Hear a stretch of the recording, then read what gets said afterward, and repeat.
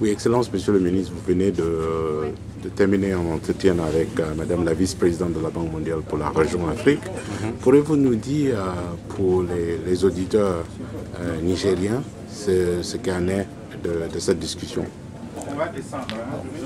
Nous sommes venus d'abord pour remercier la banque pour tous ces concours, multiformes que la banque apporte au Niger depuis des années, mais spécialement pendant la période de transition.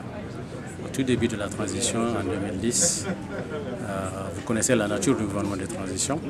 La banque avait fait le pari avec nous que le Niger passera tous les scrutins avec succès. Et pour ça, la banque avait rétabli en fait, ses relations avec le Niger, avec le gouvernement de transition.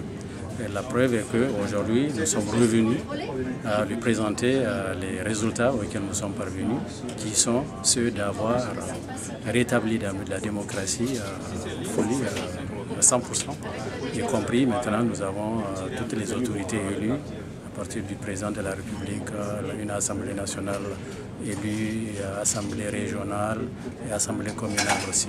Donc la démocratie est de retour au Niger, c'est ce que nous sommes venus lui dire.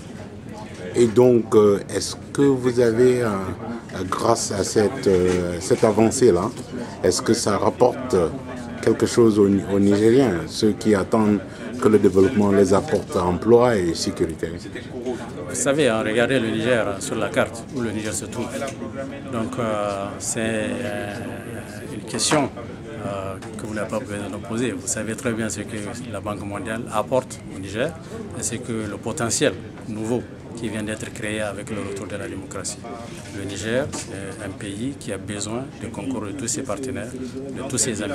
La Banque mondiale est un ami clé. Quel est l'état de ces relations-là entre le partenariat Banque mondiale et Niger? Les relations sont excellentes et elles sont destinées à être encore très bonnes.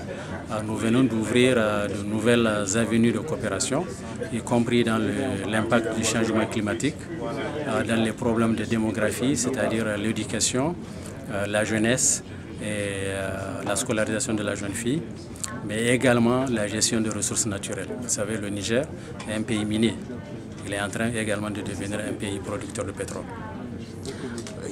La Banque mondiale, entre-temps, pendant que vous faisiez la démocratie, qui est une très bonne chose, a également procédé au changement de sa stratégie pour la région Afrique, en consultation avec ses clients et les pays et les peuples.